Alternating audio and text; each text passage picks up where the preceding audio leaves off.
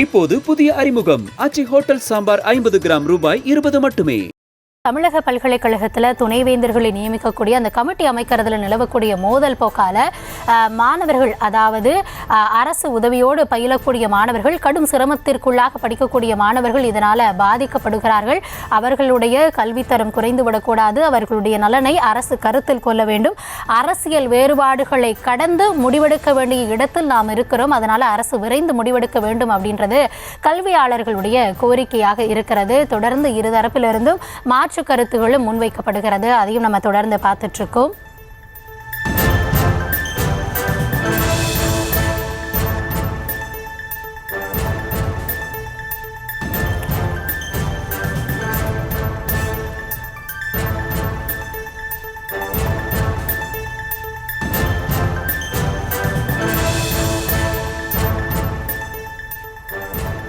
இது தொடர்பாக தன்னுடைய கருத்துக்களை பகிர்ந்து கொள்வதற்காக பெரியார் பல்கலைக்கழகத்திலிருந்து திரு சக்திவேல் அவர்கள் இணைப்பில் இருக்கிறார்.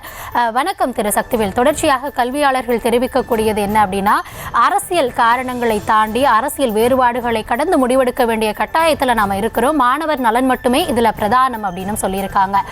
தொடர்ச்சியாக இது போன்ற நடவடிக்கைகளால் இனி வரக்கூடிய நாட்களில் தமிழக பல்கலைக்கழகங்கள் என்னென்ன சவால்களை சந்திக்க இருக்கின்றன, அது தொடர்பான உங்களுடைய கருத்துக்களை நீங்கள் பகிர்ந்து கொள்ளலாம்.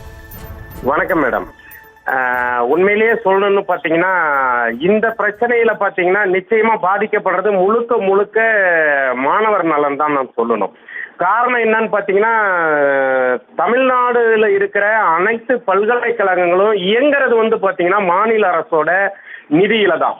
இதுல ஆளுநர் தலையிட்டு யுஜிசி விதியை சொல்றாரு. ஆனா தமிழ்நாடு அரசோட அரசாணை 2021 ஜீவோ நம்பர் 5 என்ன சொல்லுதுன்னா, தமிழ்நாட்டில் இருக்கிற பல்கலைக்கழகங்களுக்கு தனித்தனி சாசன விதிகள் இருக்கு. இந்த விதிகளின் அடிப்படையில அந்தந்த பல்கலைக்கழகங்களே வந்து பாத்தீங்கன்னா இந்த விதிமுறைகளை வகுத்துக்கலாம்னு சொல்லுது. இது முழுக்க வந்து பாத்தீங்கன்னா உச்சபட்ச அதிகாரம் கொண்ட ஆட்சிக்குழு தான் முடிவெடுக்கணும். இதுல வந்து மத்தியிலிருந்து யுஜிசி வந்து தலையிட்டு அங்கிருந்து ஒரு அந்த உறுப்பினரை நியமிச்சு அதுல இருந்து துணைவேந்தரை நியமிக்கணும் அப்படின்னு இது வந்து பாத்தீங்கன்னா உயர்கல்வி கற்கக்கூடிய மாணவர்களை முட்டுக்கட்ட போடுறதா தான் நாங்க நினைக்கிறோம். உண்மையை சொல்ல போனா காரணம் என்னன்னா, இங்க இந்தியாவிலேயே பாத்தீங்கன்னா உயர்கல்வியில உயர்ந்து நிக்கிற மாநிலமா தமிழ்நாடு அரசு உயர்கல்வித்துறை இயங்கிட்டு இருக்கு. இதுக்கான முட்டுக்கட்டை தான் இப்போ வந்து பாத்தீங்கன்னா ஒரே ஒரு துணைவேந்தர் இல்லைன்னா பாத்தீங்கன்னா ஒரு குறைஞ்சபட்ச ஒரு ஃபைல் சைன் ஆகிறதுக்கு 3 மாதங்களுக்கு மேல ஆகும். அதனால பாத்தீங்கன்னா மாணவர்களோட நலன் தான் பாதிக்கப்படும்.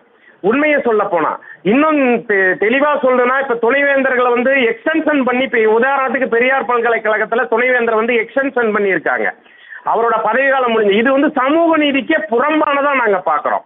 நிச்சயமா வந்து துணை இந்த பல்கலைக்கழகங்களோட விஷயங்கள்ல ஆளுநர், அதாவது எங்களுடைய வேந்தரான ஆளுநர் நல்லது செய்யணும்னு நினைச்சா நேற்று மாண்புமிகு உயர்கல்வித்துறை அமைச்சர் சொன்ன மாதிரி, அதாவது யுஜிசிலிருந்து வர வேண்டிய நிதியை வாங்கி கொடுக்கறதுல நீங்க இருங்கலாம். இது ஒரு சிறப்பா செயல்பட்டு இருக்கிற பல்கலைக்கழகங்கள்ல இந்த துணைவேந்தர்கள் நியமனங்கள்லயும் ஒரு மோதல் போக்க உயர்கல்வித்துறை மீது திணிக்கிறதன் மூலியமா நிச்சயமா இந்த மாநில சுயாட்சிக்கு எதிராக வந்து ஆளுநர் செயல்படுறாருன்னு தான் நாங்க எங்க கருத்தை சொல்ல விரும்புறோம். நிச்சயமா இந்த தருணத்தில் உங்களுடைய கருத்துக்களை பகிர்ந்து கொண்டதுக்கு நன்றி திரு சக்திவேல்.